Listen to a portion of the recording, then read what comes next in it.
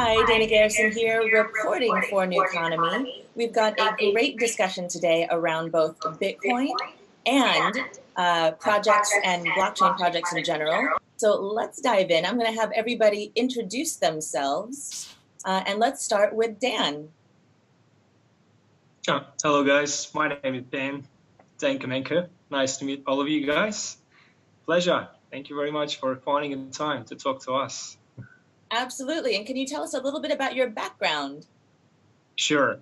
So my name is Dan, and I'm the co-founder of one of the largest consulting groups in Asia called Platinum.Fund. We're operating in 7 different countries with more than 250 employees.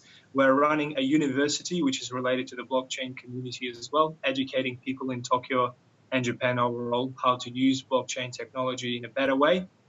Working with top industry companies like Mitsubishi and Hyundai and morning schools, and we're working with an amazing institution called Cross Education, organizing crypto kids camps as well. So we're teaching kids how to play with the blockchain technology and how to program on the technology as well, which is good.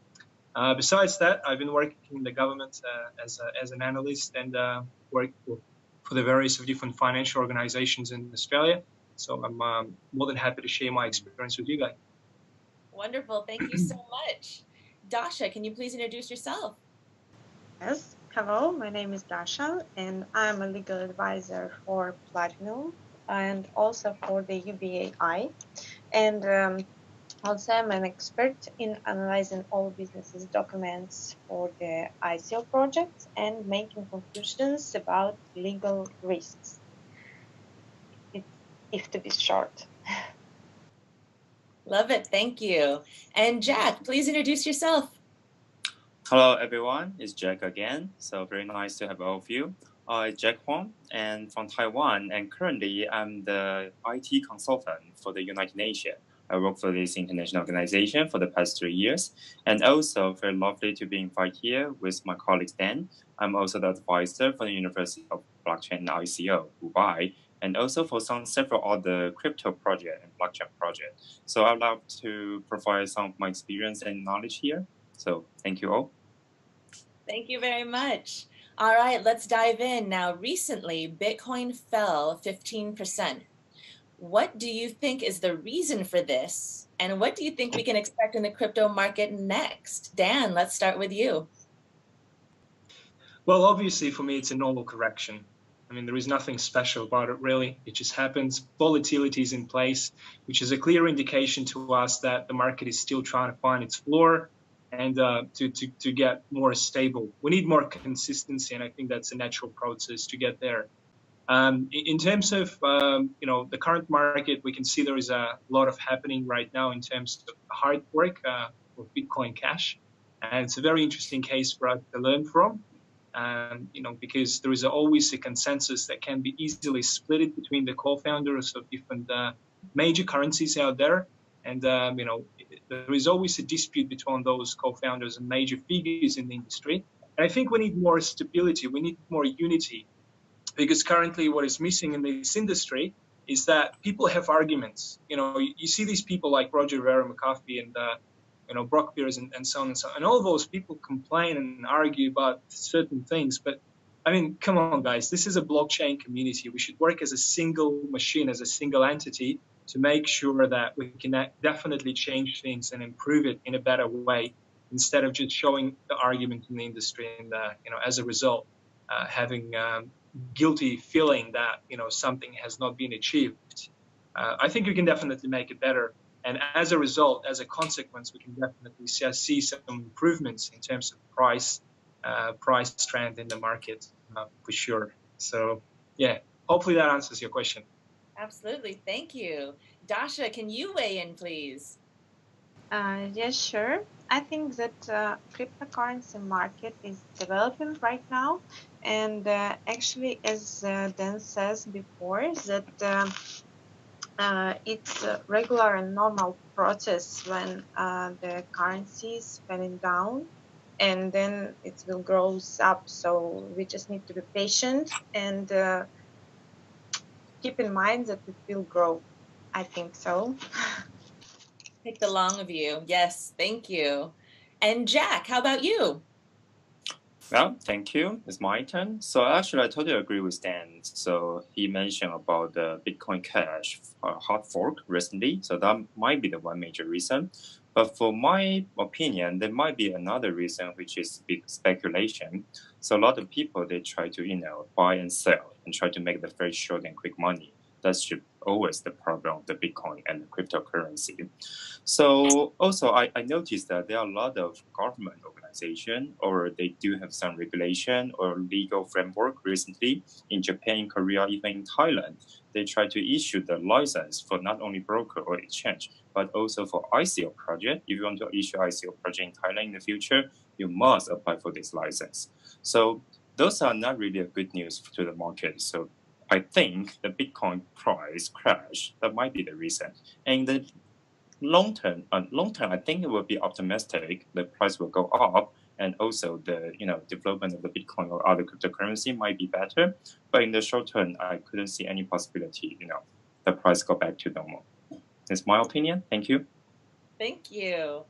All right, let's turn our attention to the projects themselves. So you may have seen this go by. Based on Boston College research, projects have a 44% post-ICO success rate.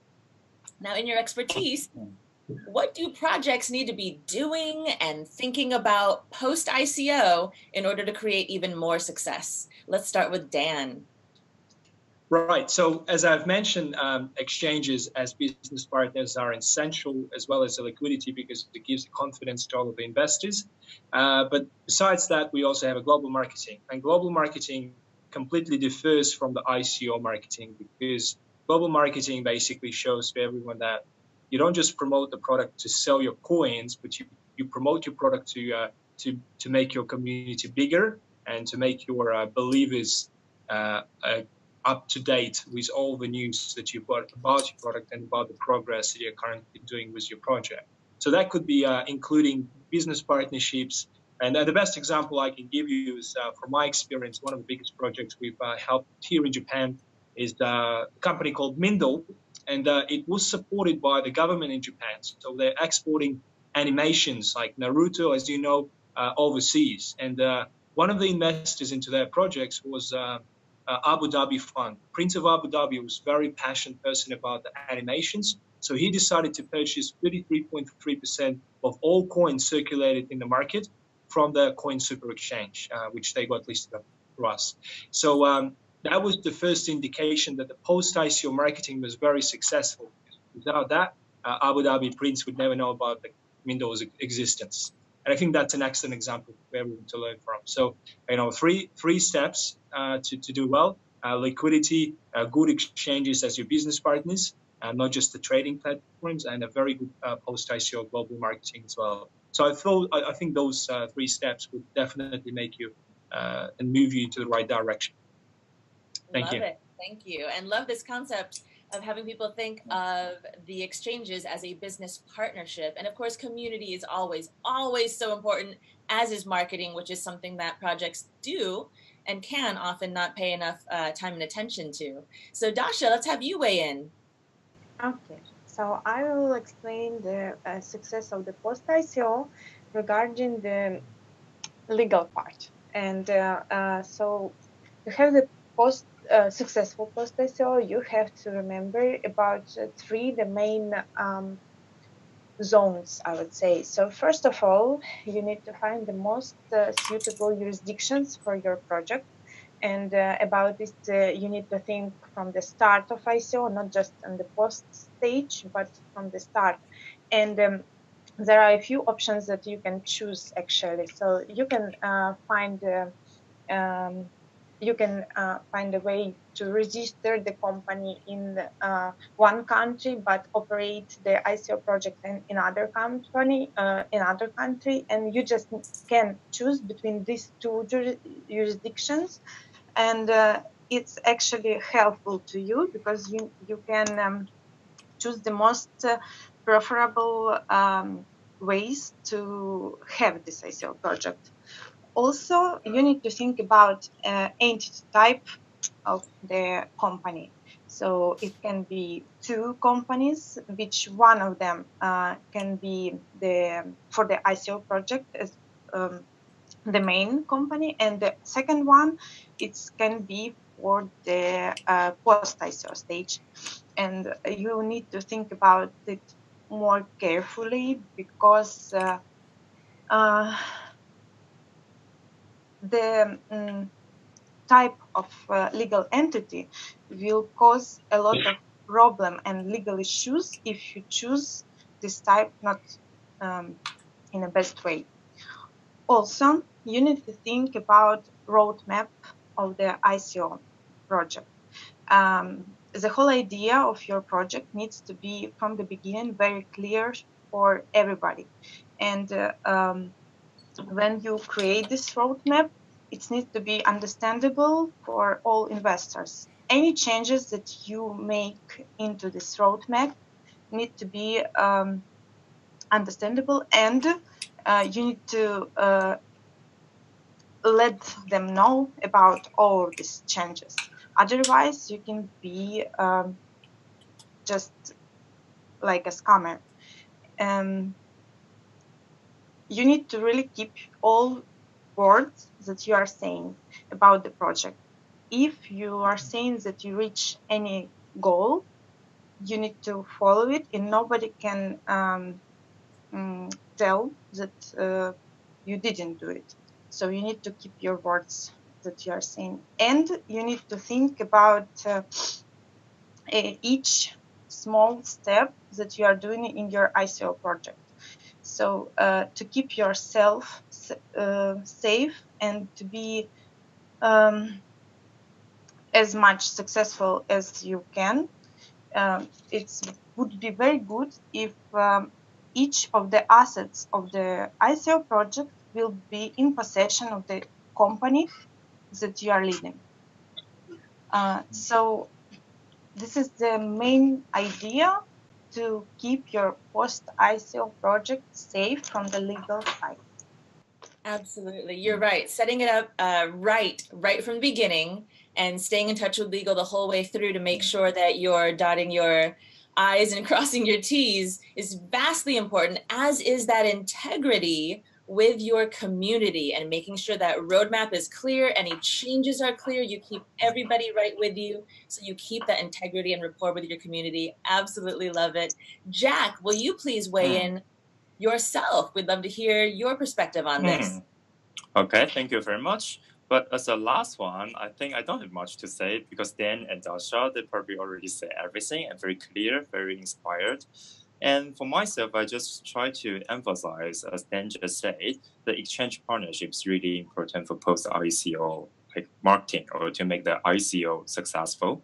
Because I also doubt that 44% of post-ICO, they are not successful. I thought the numbers should be higher. It should be like 50 or 60%, because we can notice that from this year, 2018, the beginning of this year, there are too many ICO projects. They have done a successful ICO, but not really good at post-ICO. So not just exchange partnership, but also the post-ICO marketing and community management. Because for the people, they might be your user or your investor. You need to know how to maintain this relationship with them. And it should be the long-term relationship, not just, collect money, then run away. That's not a good project. So ICO, I will consider just as an IPO. You collect money from the capital market, and then you need to use those money to do your business and also to take care of your user, your investor. So probably that's what I think for the successful post-ICO should be. Thank you. Thank you so much, and thank all of you for joining us today and sharing your insights. We totally appreciate it. And for those of you that are watching at home, go ahead and find that next article, find that next video here on Newconomy. We're keeping you up to date on what is going on in both the blockchain and crypto markets. We will see you in the next video. Thanks, everyone.